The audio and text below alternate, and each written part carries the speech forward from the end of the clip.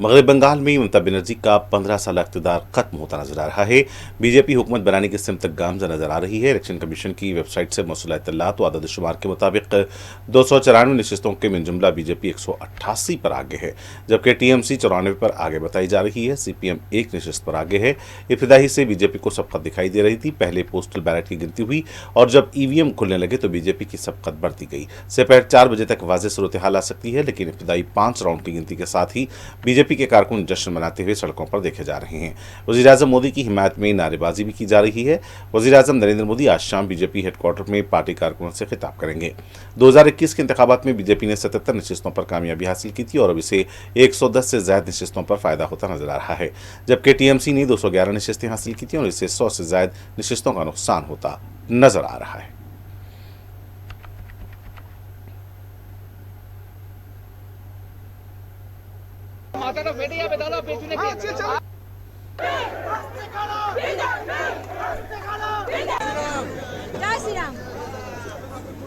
লাড্ডু এক সবাই নিন, সবাই আজ আনন্দের দিন।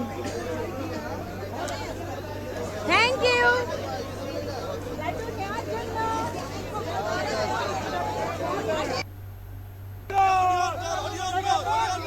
জিন্দাবাদ জিন্দাবাদ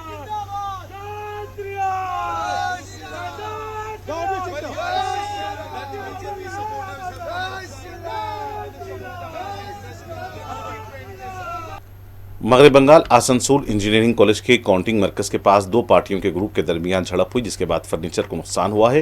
बताया गया है कि एक सियासी जमात के कैंप को नुकसान पहुंचाया गया। पुलिस ने कहा कि जो भी इस वाक़े के लिए जिम्मेदार हैं उनके खिलाफ कार्रवाई की जाएगी। पुलिस को मुतसादिम ग्रुपों को मुंतशिर करने के लिए ताकत का भी इस्तेमाल करना पड़ा।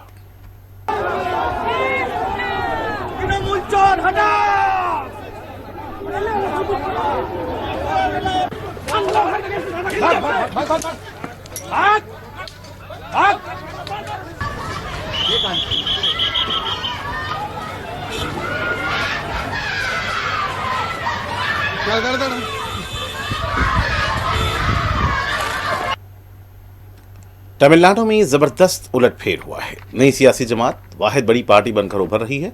दोपहर 2 बजे तक मौसूल इत्तलात के मुताबिक विजय की पार्टी टीवी के उम्मीदवार 110 नशिस्तों पर आगे हैं और तमिलनाडु की सियासत का बहुत बड़ा अपसेट कहा जा रहा है।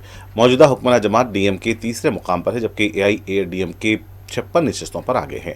डीएमके 49 नशिस्तों पर आगे बताई जा रही है। मुअल्लक असेंबली होने का इम्कान जाहिर किया जा रहा है।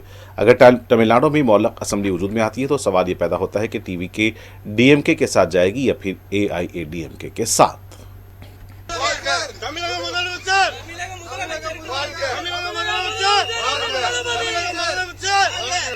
दूसरी तरफ टीवी के लीडर विजय की क़यामगाह पर गैर मामूली सरगर्मियां देखी जा रही हैं। पुलिस के आला अहदेदार भी विजय के घर पहुंच गए हैं और पुजारी भी देखे गए हैं।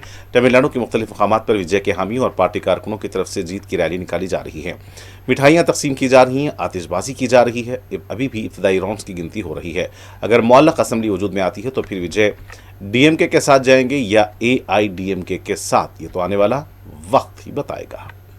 आसाम में भी बीजेपी एक बार फिर हुकूमत बनाने जा रही है। आसाम की 126 नशिस्तों के रुझानात सामने आए हैं। बीजेपी 79 पर आगे चल रही है।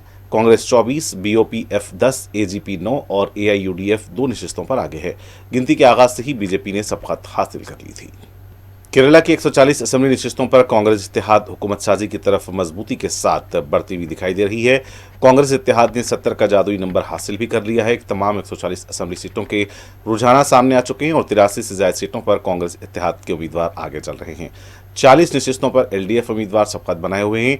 बाकिया सीटों पर दीगर उम्मीदवारों ने बढ़तरी बनाई है। यूडीएफ के खेमे में जश्न का माहौल है। कांग्रेस हेडक्वार्टर पर केक भी काटे गए हैं। केरला के असेंबली इंतखाबात की वोटों की गिनती अभी जारी है। कांग्रेस क़यादत वाला यूडीएफ का इत्तेहाद आगे चल रहा है। इस दौरान तिरुवनंतपुरम में कांग्रेस जनरल सेक्रेटरी केसी वेणुगोपाल की हिमायत में मुजाहरे शुरू हो गए हैं। कांग्रेस के कारकुन केसी वेणुगोपाल को वज़ीर आला बनाने का मुतालबा करते हुए नारे लगा रहे हैं। केरल में इंतखाबी कामयाबी पर दिल्ली में कांग्रेस पार्टी के हेडक्वार्टर पर जश्न का माहौल देखा गया है। पार्टी कारकुन बैंड बाजे के साथ आए, आतिशबाजी की गई और मिठाइयां तकसीम की गई।